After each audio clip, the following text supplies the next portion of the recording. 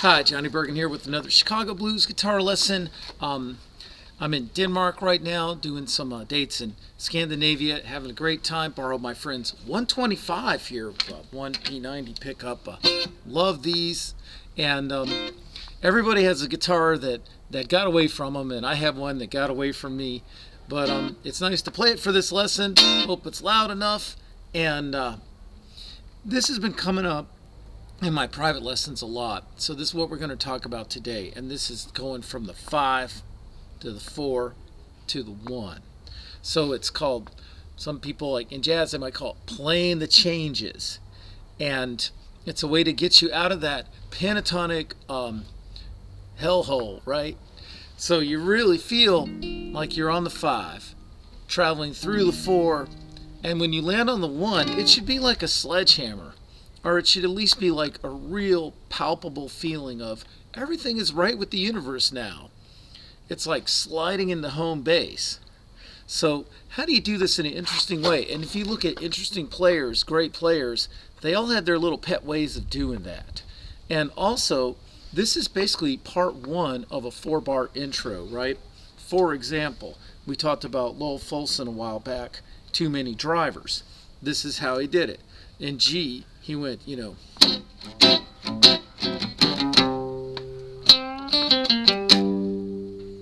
So he really landed, you could feel the 5. He even waited a while before he pounced. Awesome. That's one hell of a way to do it, right? That was perfect. But I'm going to go to a different key now. Let's go to B-flat. And I'm going to talk about some different ways to really feel the 5, 4, 1, right? So, main thing, like if you're stuck like doing kind of scaly stuff, or you just have certain pet licks and you're not really feeling like you're playing the changes, is you've got to sort of move your center of gravity to here instead of here. 6th fret of the B string instead of 6th fret of the E string. So I'm really breaking it down. And why? Because it fits dead into your chord. So you have different places to go from here if this is like where you're starting from. That sounds cool already. Kind of sounds like something Eddie C Campbell would do. And then over the 4 he'd go. Something like that. That already felt like a pretty stylish and interesting 5, 4, 1. So in the intro, that usually feels like, okay, kids, listen to my story now. I'm about to tell you a story. And when in a solo, it should feel like you're wrapping up your points, right? But it's sort of, that could have worked either way. But anyway, getting back to what that was, this is that C7th shape chord that I like so much, that is such a useful, earthy chord wherever you are. I mean, in a million situations in blues. So, and then this note fits quite well. That's the 7th. So notes that sound great over your 5 chord when you're coming to sort of, when you're using it either as an intro or the summing up of what you're saying, right? Notice it's kind of, I call this sometimes the last night chord from last night. You can walk 3, 2, 1 on a 8, 7, 6.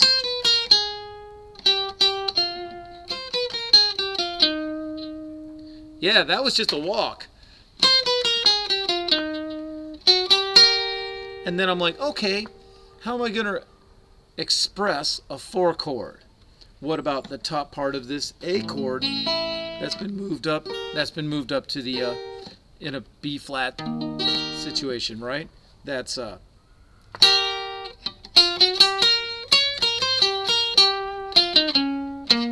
getting kind of BB-ish now. And there's some more Lowell Fulson, Eddie C Campbell, and so on. I'm mixing and matching now. So let's try that again.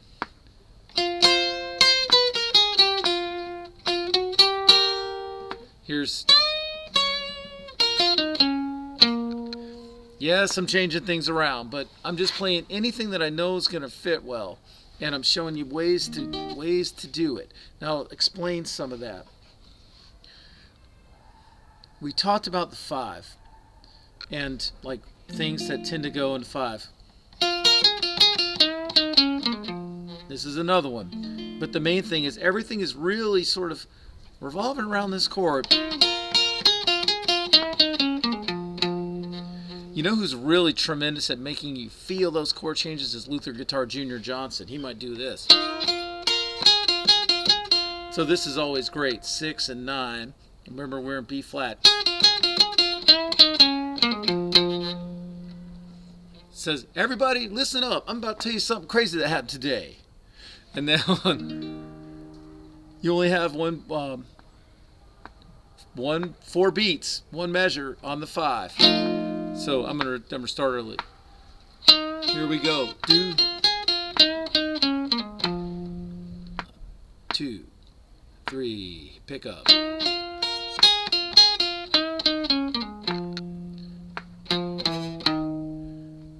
And then 4 beats on the 4 chord. Here's 2 ways to do it that I've played but I didn't talk about yet. That's a whole step bend on the 9th fret and then down to no bend.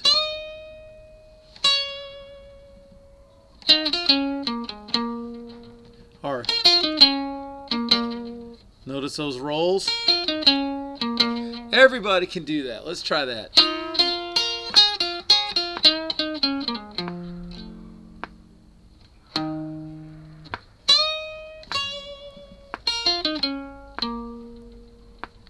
Now that's half of the 4-bar intro, right?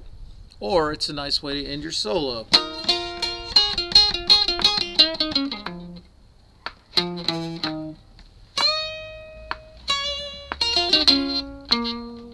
Yeah, start putting a little more grit in there, like the way Luther Guitar Jr. Johnson would do it. Now let's do a more chordal way to do it. Fits right into the quote-unquote last night chord, which is the C7th, but you're going to move these 2 up to the G and E strings. Love that chord. I use it all the time.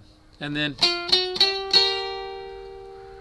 I just playing the top part of your 4 chord. This is the 8th fret and 6th fret. These are really useful rolls with your 2nd finger.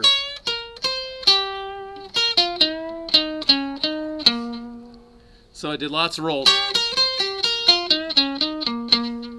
So let's try that again. This is a less agonized version of a 5-4-1. I mean, the Luther Guitar Jr. style is pretty freaking agonized.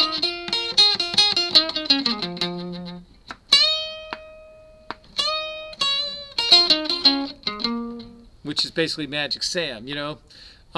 That stuff is pretty tormented. So I'm going to do just a more chordal version.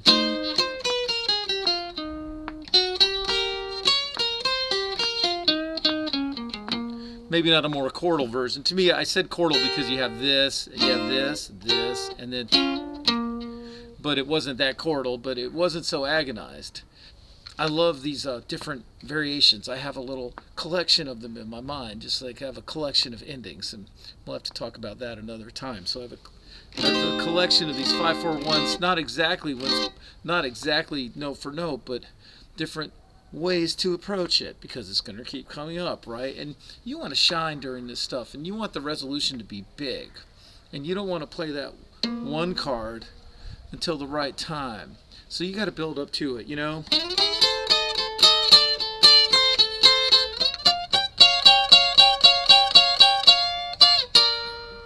That was a totally chordal way, like that would be like some little Walter Lost song, you know?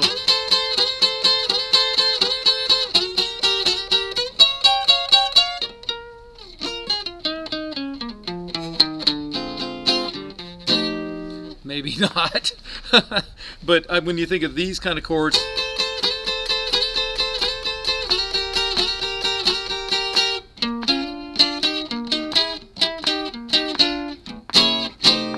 that would be like a Sonny Boy or a Little Walter way to do it, and that could even sound good as a trio. you know. Gotta finger this a little.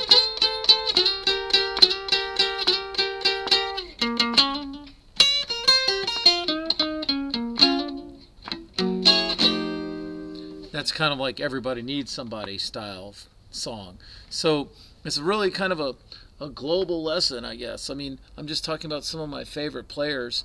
You know, too bad I don't have a whammy bar. We can do the same one. Wang it.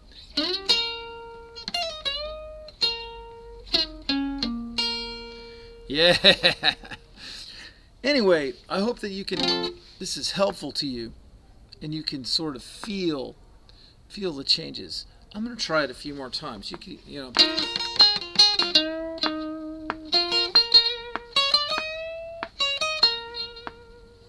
Did you feel this?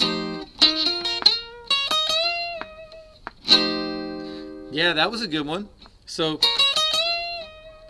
the 7th always sounds good. So you could actually practice it just in this position if that's the way you want to do it. 5. Okay, let's try it again.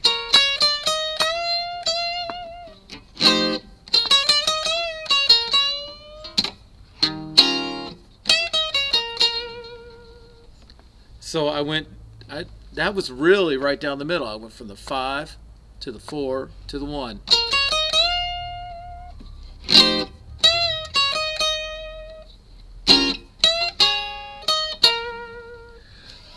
But you don't want to always, like, you're not taking much of a risk if you're just saying, I'm on the 5, so I better not move from there.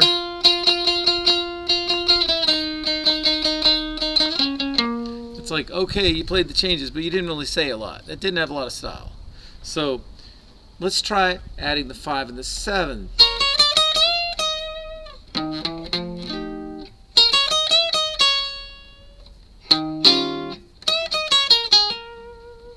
So that time I played the 7th of the 5 chord.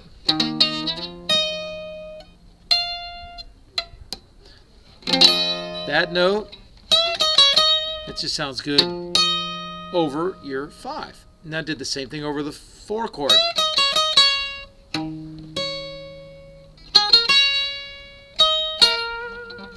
And I made you wait, and then I slammed you with the 1. Not that you have to play the 1 on the 1 all the time, but you know, it's a real good place to start. So I'm going to leave you with that.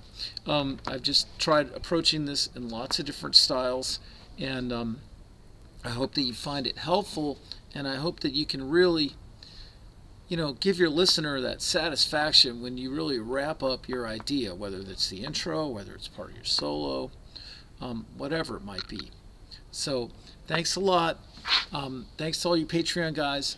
Join me for weekly blues chats, and do subscribe to my YouTube channel. Tell your friends about it. It's been great to meet folks on the road who say I watch your videos and stuff. So I really appreciate you guys, and see you next time.